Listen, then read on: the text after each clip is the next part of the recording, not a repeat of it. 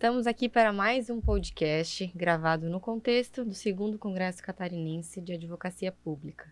Hoje eu tenho a honra agora, nessa oportunidade, de receber aqui o meu colega de profissão, Dr. Rodrigo Bayer, que pode falar um pouquinho mais sobre o que ele vai abordar daqui a pouquinho, um spoiler, a depender do momento que a gente vai estar ouvindo esse podcast, aqui no 2º Congresso, né? De manhã, na oportunidade que eu tive em participar do painel de prerrogativas, expliquei um pouco para o público presente em que consiste a advocacia de conselho profissional, aonde estamos, aonde queremos chegar, e acho que o tema da tua palestra, do teu painel, vai muito nesse sentido, né?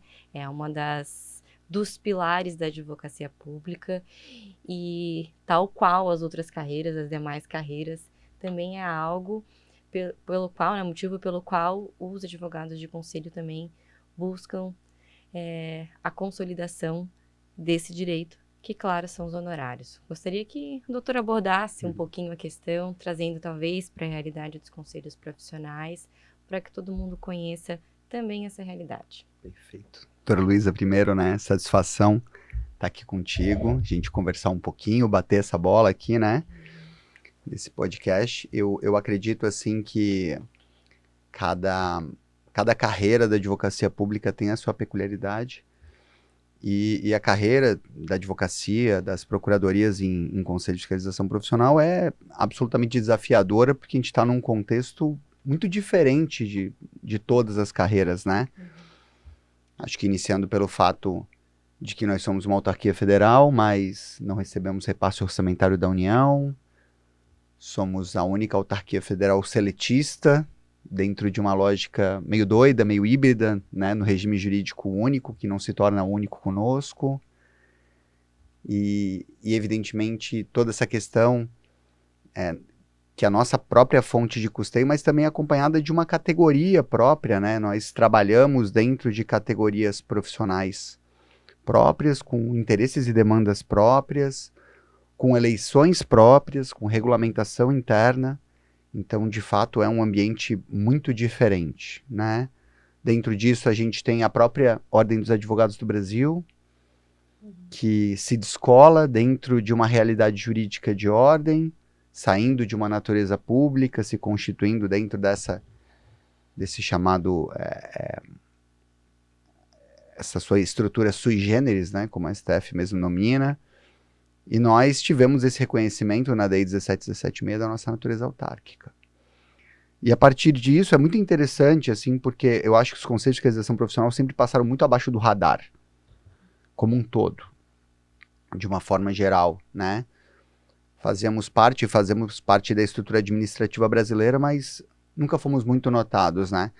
E eu acho que existe uma chave. Lógico que são vários elementos, são vários momentos, mas tem um momento muito interessante, eu gosto de citar, que foi quando o CNJ, o Conselho Nacional de Justiça, fez um termo de convênio com o IPE, né, que é o Instituto de Pesquisa, né, de Economia Aplicada, que fez esse relatório, esse raio-x do judiciário. E dentro desse relatório, dentro desse raio-x do judiciário, quando a gente chegou na Justiça Federal, percebeu-se que, evidentemente, a União é o maior ente direto e indireto aqui, como litigante, com 59,2,4% dos processos judiciais. E o segundo maior litigante são os conselhos de fiscalização profissional, 36%, um número muito elevado, né? Mais de 1/3 das demandas da Justiça Federal Brasileira são preconizadas pelos conselhos de fiscalização profissional. E aqui, evidentemente, esse raio-x ele traz várias nuances, várias lógicas. Uma delas, evidentemente, é a lógica do tempo razoável de processo, né, o tempo de tramitação médio.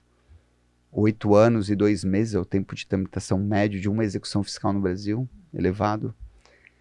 E o custo médio do processo, né? E aí o CNJ chegou em 2011, que foi quando foi terminado esse relatório, num custo médio de R$ 4.680. E aí se foi para o ticket médio de execução fiscal. Enquanto a União tem um ticket médio de R$ 26 mil aproximadamente, pelo menos tinha em 2010. nós tínhamos um ticket médio de R$ 1.225. Para a alegria do Poder Judiciário. E é uma loucura, né? Porque, e aqui, é bom deixar claro, assim, a resolução 547, que é um tema que invariavelmente a gente vai abordar nessa discussão, do CNJ, que ela vem 14 anos depois, 13 anos depois desse relatório, mas o embasamento dela é todo esse relatório. Então, esse tempo de maturação, isso é interessante, né? Esse relatório do CNJ, feito pelo IPEA, é o pontapé para essa mudança, essa tentativa de mudança estrutural, que culmina na resolução 547, né? 13, quase 14 anos depois. E aí, evidentemente, esse valor de R$ 4.680, ele é atualizado, e aí se chega a esse número aproximado de R$ 10.000, que é esse valor de alçada.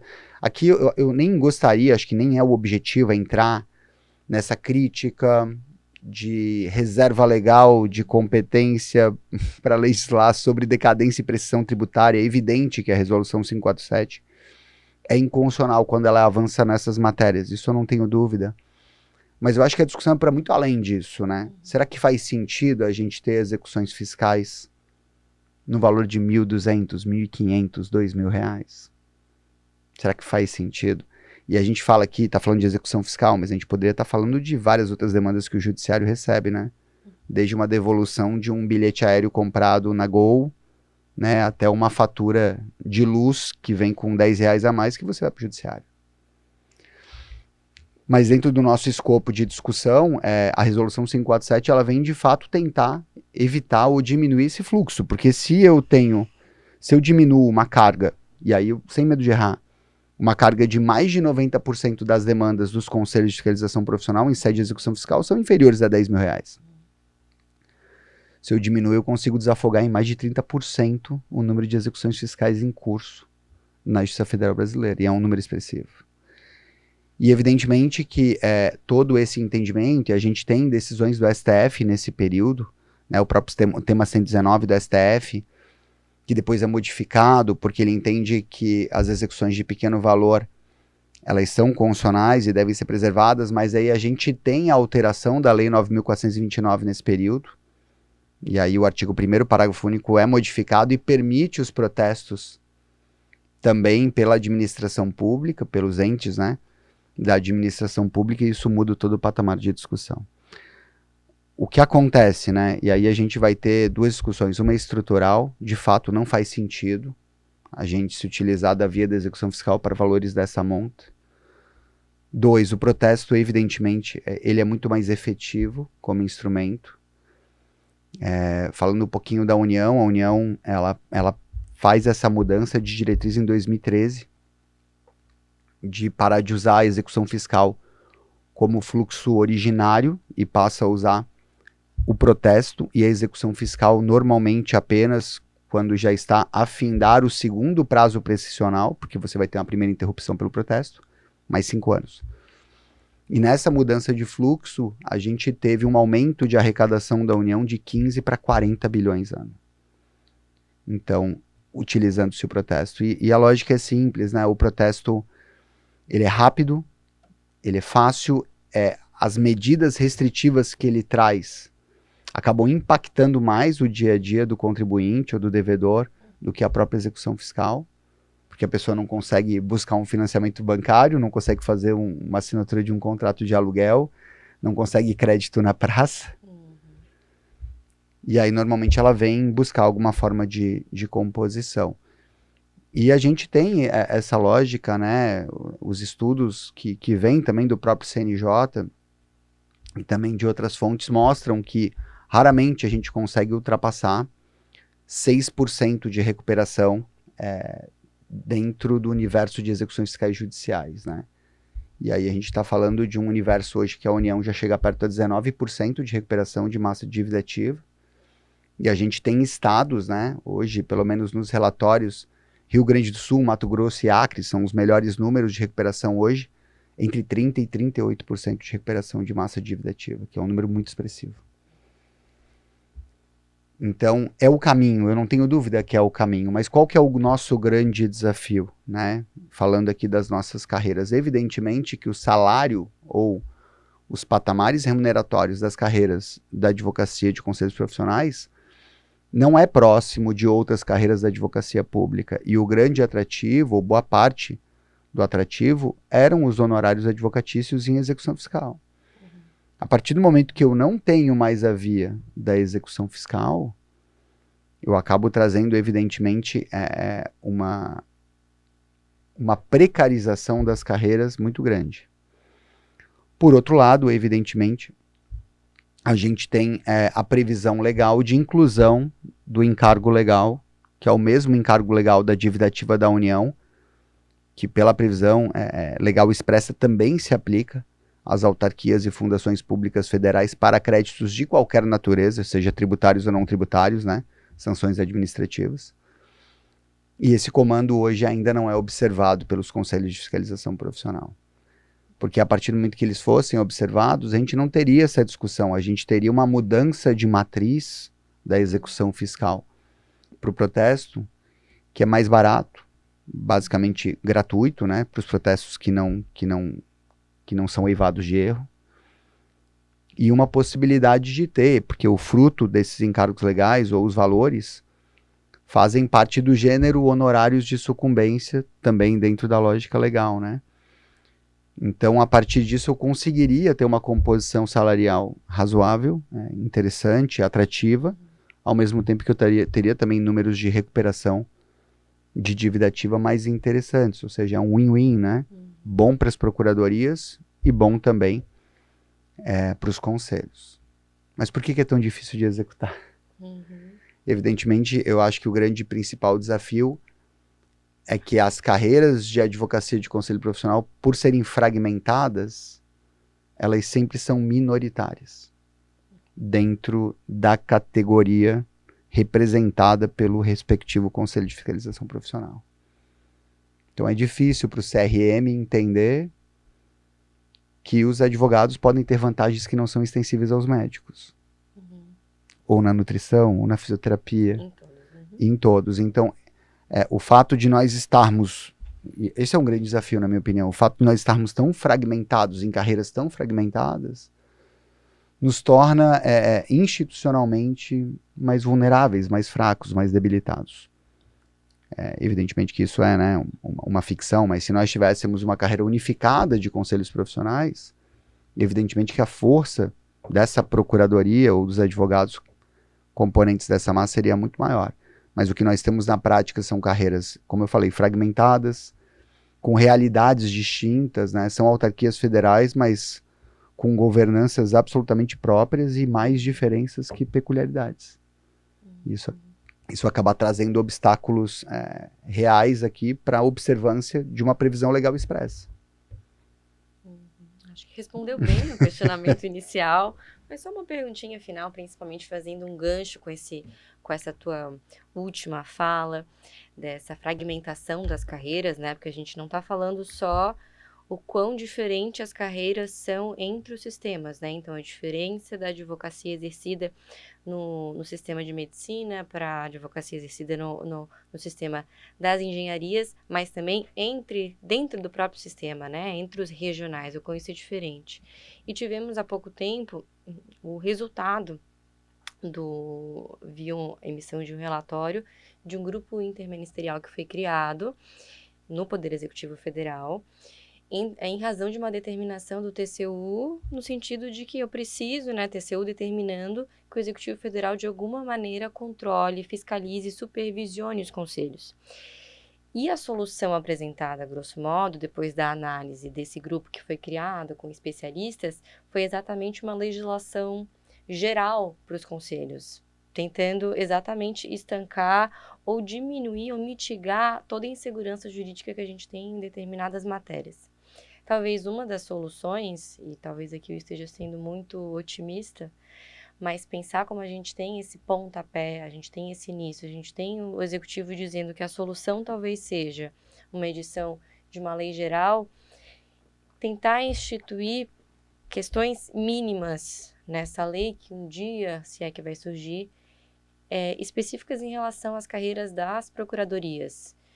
no final das contas, pensando nessa parte remuneratória, mas antes disso, a necessidade de ter uma procuradoria, né? Que isso esteja na lei. Uhum. Muitos conselhos não têm, a gente sabe a realidade. Muitos conselhos sequer têm, os advogados concursados não têm procuradoria instituída, mas talvez seja uma solução, não no curto prazo, mas essa movimentação realmente. Unificar dentro do sistema já é difícil e todos os sistemas mais difícil ainda. Mas pelo menos uns patamares, questões mínimas, talvez entre elas, alguma questão nesse sentido para a gente tentar solucionar isso no médio, longo prazo. É uma solução muito inovadora e difícil e que a gente sabe que depende de várias outras questões, mas que talvez, assim, se num horizonte a gente possa pensar nisso. É muito interessante essa provocação. A gente tem, né, evidentemente como um expediente, assim, incipiente ainda, mas uma manifestação de diploma normativo que a gente tem é a Lei 2.514, que se aplica a todos. Uhum. Não é um estatuto geral, mas pelo menos é uma norma que se aplica a todos os conselhos de fiscalização profissional, que são raras, né? No que concerne a anuidade e, bem, prazos prescricionais. E o que a gente percebe nesse ponto é que esse vácuo legislativo atrai uma posição absolutamente concretista do Tribunal de Contas da União, que tem, em muitos casos, legislado, dizendo que norma, porque esse é o grande problema, né? O nosso regime jurídico administrativo, ele é um regime fracionado, né? Então a gente tem prerrogativas como dos precatórios, por exemplo, que não se aplica a nós, mas nós somos obrigados a observar um certo arcabouço de normas. O que se aplica em relação à regra de pessoal, por exemplo, aos empregados públicos de conselhos profissionais, que se aplica aos servidores de uma forma geral do Executivo Federal. Tudo isso, há mais perguntas do que respostas, e quem tem buscado responder essas perguntas é o TCU. Dizendo aonde que se aplica ou quando que a gente deve observar a discussão do 60-40, por exemplo. Recente sobre isso, não há essa previsão expressa de aplicação aos conselhos de fiscalização profissional. Se a gente analisa, por exemplo, a própria correlação de DAS, né? Quando a gente fala de decreto de sessão federal, ou na própria lógica do 60-40, a gente não tem correlação dos nossos cargos em comissão, e aí quando eu falo dos nossos, cada conselho, não é nem cada sistema, cada conselho regional vai ter um quadro próprio de DAS. A gente está falando aqui de 556 unidades. Imagina. São 556 conselhos profissionais entre os federais e os regionais. Muita gente. Quantos extratos de DAS, por exemplo, tem no CREF, tem no CREA Santa Catarina, no CREA Rio de Janeiro, e qual é o range de valores? Não há, como eu falei, há muito mais diferenças do que coisas que nos unem, assim. Acho que, de uma forma geral, uma grande coisa que dificulta tudo que envolve impacto financeiro é essas discrepantes diferenças orçamentárias, né? Entre sistemas e entre regionais. Nem todos os regionais são superavitários, por exemplo, em vários sistemas. Então, são desafios muito grandes, assim. E aí, eu acho que a grande reflexão é: o que é melhor para os sistemas de conselho de fiscalização profissional? Mais autonomia ou mais intervenção estatal? Essa é a grande pergunta. É interessante que nós sejamos cada vez mais autônomos, pelo menos como sistemas. Eu concordo, acho que isso é posição comum, que os regionais dentro de um mesmo sistema deveriam ter procedimentos mais uniformes. Isso para coisas básicas, para que, no meu caso da engenharia, para que um engenheiro civil em Santa Catarina tenha o mesmo tratamento que o engenheiro civil no Pernambuco, seja em tempo de tramitação de processo, pedido de registro, inclusão de título, atribuições. Mas será que nós queremos que o Estado cada vez mais regulamente, né, a nossa atividade em si? São mais provocações do que respostas. Isso aí. Tá certo. Obrigada pela presença, que esse podcast sirva para exatamente todas essas unidades que a gente falou, que chegue no Brasil inteiro, para que a gente consiga discutir bastante sobre esse tema que tende a ser bem polêmico e importante ao mesmo tempo para todos nós nos próximos anos. Até a próxima.